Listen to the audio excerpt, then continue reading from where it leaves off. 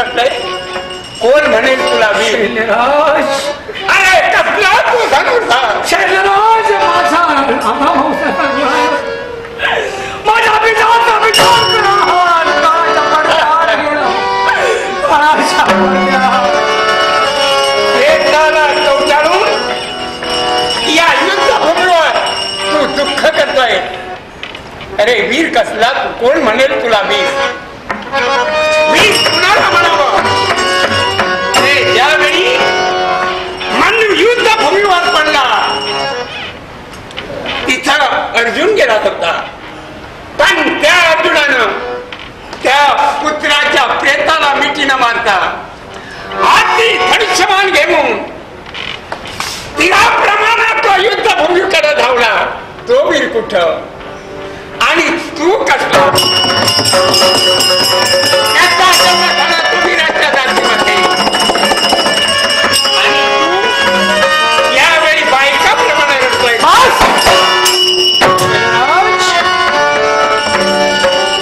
रणांगणात मन्य पडला तेव्हा त्याच्या विरुद्ध शवाला कवटाळून धनुर्धर पार्थ दुःख वेदना बसला नाही.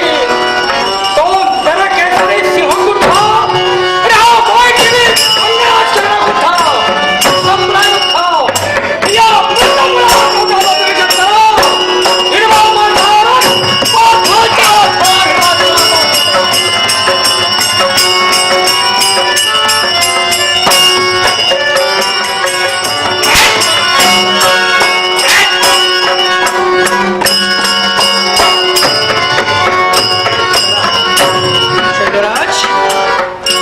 अजूनही कुठं पार्थाच्या रथाचा ध्वज दिसत. रथ वायू वेगाने असतोय, पण अजून पार्थाचा रथ दिसत नाही. त्यांना जाता जाता करमणुकीसाठी तुला एक गोष्ट सांगतो. कोणते? तुला एक गोष्ट सांगतो. मनाचा विरंग म्हणून. हा विरंगुळा काय दूर करण्यासाठी. अरे एका गावामध्ये एक मोठा भला मोठा श्रीमंत राहत होता. त्याच्याजवळ पुष्कळ धन द्रव्य होत आणि त्याला 100 मुलगे होते. 100 मुलगे होते. त्या बापानं केलेली कमाई, त्यानं मिळविलेलं धन, त्याच्यावर ते यथेच्छ ताव मारत होते. पुष्कळ असं अन्न खाऊन तुन्न पडत होते आणि उरलेलं अन्न उकिरड्यावर फेकून देत होते. उकिरड्यावर फेकून देत होते. त्या उकिरड्याजवळ एक जांभुळाचं झाड होतं, जांभुळा, आणि त्या जांभुळाच्या झाडावरती नित्याचा एक कावळा बसत होता. तो कावळा त्या श्रीमंताच्या मुलांनी टाकलेलं ते उचिष्ट खाऊन अरे मागला होता, चांगला गलेलट्ट झाला होता, चांगला गलेलट्ट झाला होता. हा छेरडा कावळा मला म्हणून. आणि त्या कावळ्याला अहंकार झाला. माझ्यासारखा उड्डाण करणारा कुणीच नाही. त्याला राजहंस दिसला. त्या राजहंसाला पाहता तो राजहंसाला काय म्हणाला, अरे राजहंसा, आम्ही उड्डाण करण्याची शर्यत लावूया. 7 समुद्राच्या पलीकडे जाऊया. प्रथम कोण जातो 7 समुद्रापलीकडे हे पाहूया. त्यांची शर्यत लागली आणि तो राजहंस एकाच गतीनं एकसारखा उडत होता आणि कावळा पुढे जाण्यासाठी जोर जोराने धापा मारत होता. धापा मारता मारता समुद्राच्या मध्यभागी गेले. एवढ्यात कावळ्यानं जोर जोरानं पंख मारून त्याचे पंख हालेनाचे झाले. कावळा म्हणून माझ्याकडे बोट दाखव. आणि राजहंस गेला उडून. कावळा मला म्हण. राजहंस गेला उडून, कावळा गेला बुडून. राजहंस बुडून गेला आणि कावळा बुडून गेला. बुडून मेला. चला गती द्या.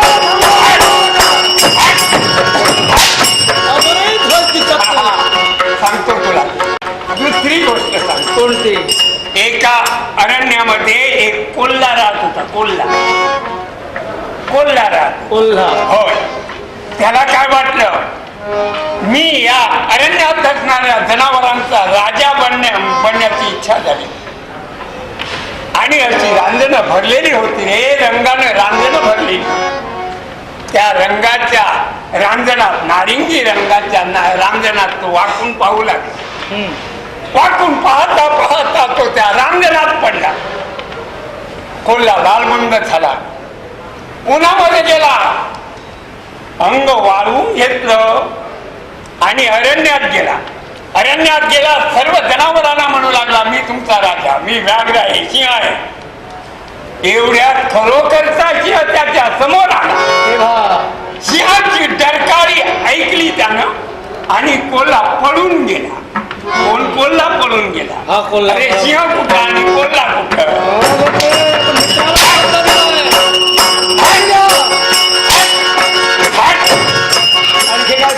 आठवलं काय झालं माहितीये का? अरे द्राक्षाची आवेल चढली कडुलिंबावरी. चढली कडुलिंबावरी. फळे कशी कडू झाली? संगतीचा परिणाम. फळे कडू कशी झाली? संगतीचा परिणाम. म्हणजे मी बिघडलोय. हा शिरडा मला बोलतो.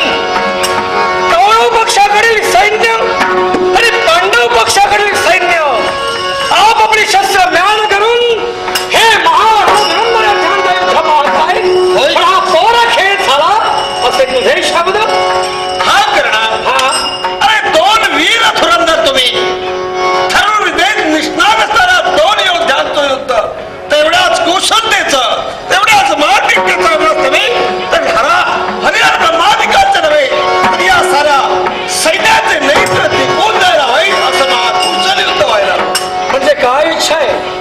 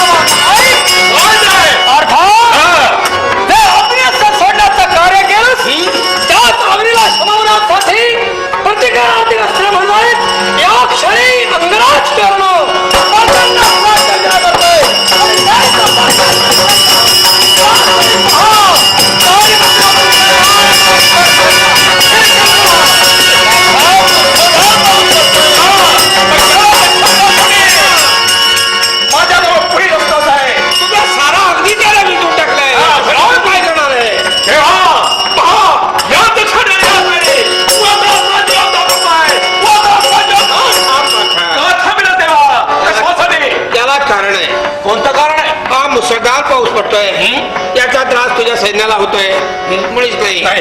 या अस्त्राला प्रतिकार करू नको. मग काय करायला हवे? असा स्थिर हो. हत्तीच्या सुंडीप्रमाणे धारदार बोल सोडू लागलाय. चारी बाजूला हाकार निर्माण झालाय. मुसळधार बोल सोडताय. चाल प्रतिकाराचे अस्त्र सोडण्याचा कार्यक्रम एवढ्या अस्त्रयुद्धात सुरू आहे. अरे कुणाला सोडतायस? हानी होते की तुझ्या सैन्याची होते. प्रतिकाराचं असतं तू जर टिकवून कर आणि क्षमतेचा प्रयत्न कर. मी करणार आहे. महाराज अस्त्रयुद्धाला सुरुवात झाली. अग्नी अस्त्राची योजना करता क्षणी पर्जन्यास्त्र सोडलाय आणि त्यात पर्जन्यास्त्राला प्रतिकार. या क्षणी दुखणार नाही त्याला कारण याचा उपद्रव पांडव सेनेला होत मुळीच नाही. याचा उपद्रव या कौरव सेनेला होतोय आणि म्हणून बापरे, चारी बाजूला दंगल निर्माण होतोय. आणि खरं सैन्यभाग मिळायच्या मार्गानं ओरडून बोलून बोलताय. हा. तर या क्षणी त्याच अस्त्राला प्रतिकार करण्यासाठी प्रतिकाराची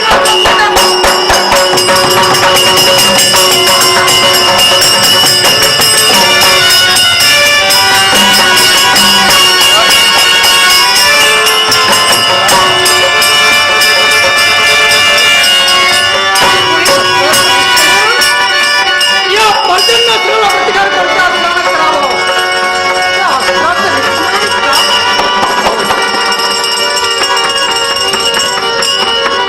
अस्त्राचं विस्मरण का ओळखलं? भार्गवानं दिलेला तो शाप आणि त्या शापामुळं या क्षणी अस्त्राचं विस्मरण ते तोडून घेतले इतका योग्य वेळी निष्फळ ठरले. हा दिलेला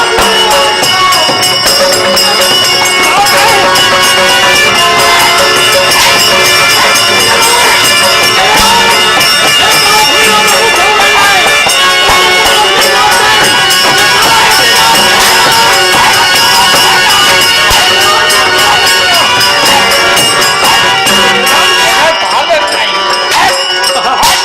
या क्षणी अर्धालिक हे रथचक्र जमिनीला ग्रासलंय. शरीरात शुभावंत रथाच्या खाली उतरा आणि ते अंगात क्षणाला मदत करा चला. कर्णा, हा शल्य तुझा नोकर नव्हे. मी फक्त सारथ्य करणार आहे. तुझा रथ ते त्यात तुझं तू पाहून घे.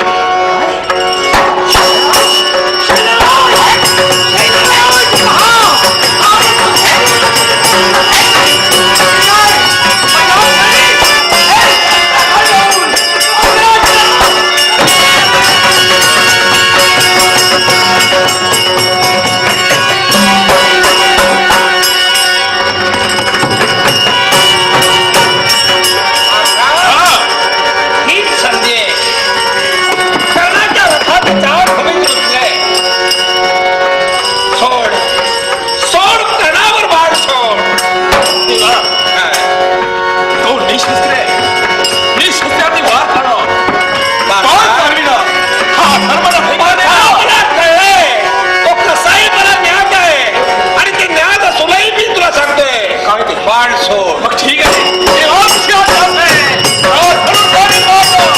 या कर्णा होती. हे कर्णा, सोड हा. सोड हा ते काही करावे नाही. हा कोण करत आहे? आणि सोड होती. धनुर्धर का थांबलास? नियम बाह्य वागू नकोस. शास्त्र निषिद्ध वागू नकोस.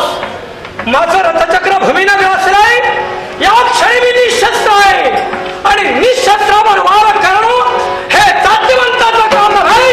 हा अधर्म आहे. हे कर्णा, अधर्माची भाषा कोणाला सांगताय? या धनुर्धारी पावसाला की काय? अरे तू तरी हे बोलू नकोस. याला कारण माझा बाळ अभिमन्यू. निशस्त्र हो. या रणभूमीवरती रथाच्या थोरात पडला असताना त्याच्यावर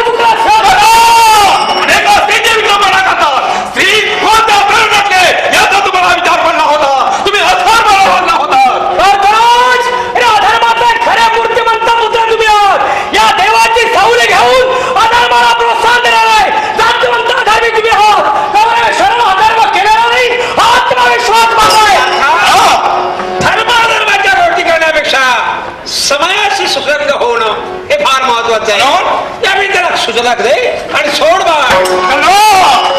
युद्धाने मी जातोय, युद्धाचे नियम मी जातोय. अर्थात तू जरी निश्वासी असतास तरी युद्धाचा वर मी तुला देऊ.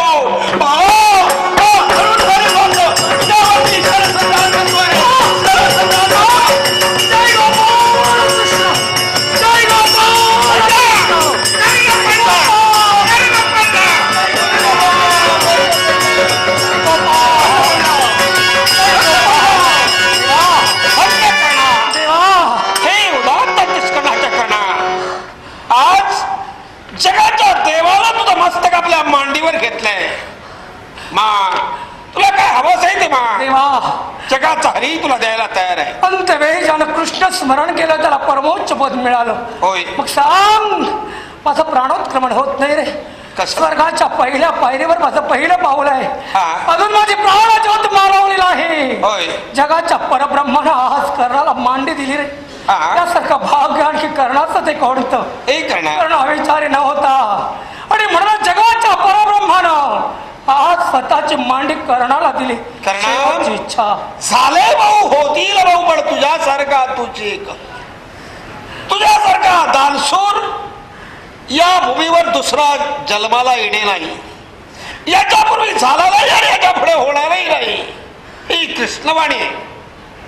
देवा, काय मग ती जर माझी इच्छा पूर्ण करायची असेल तर एकच माझी अंतिम इच्छा. काय इच्छा आहे? देवा, एका कुमारी मातेच्या पोटी माझा जन्म झाला रे. हा. म्हणून माझा अंत्यविधी करत असताना मला कुवार भूमीवर माझा अंत्यविधी करून मला मुक्ती दे. तथास्तु, तथास्तु. जय गोपाल. हे करणार चिंता करू नकोस. कुमारी भूमीत तुझा जन्म झालाय आणि या कुमारी भूमीवर तुला अंतविधीचे संस्कार व्हावे अशी तुझी इच्छा आहे. चिंता करू नकोस. ज्या भूमीवर तृण उगवलं जात नाही त्याला काळी भूमी म्हणजे काळीथर म्हणून ओळखलं जातं. अशा भूमीवर तुझ्या या पार्थिव देहाला मी अंतविधीचे संस्कार करीन आणि तुझ्या काळीला आणि तुझ्या देहाला मी मोक्ष. जय गोपाल.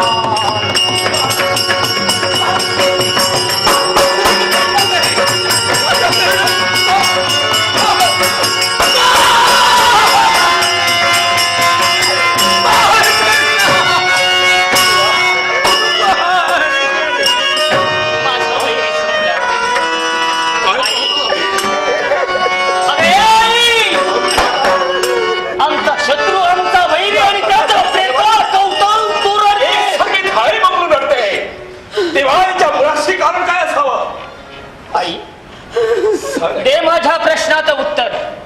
हा आमचा वैरी आहे. अर्जुना, बाळ धर्मा,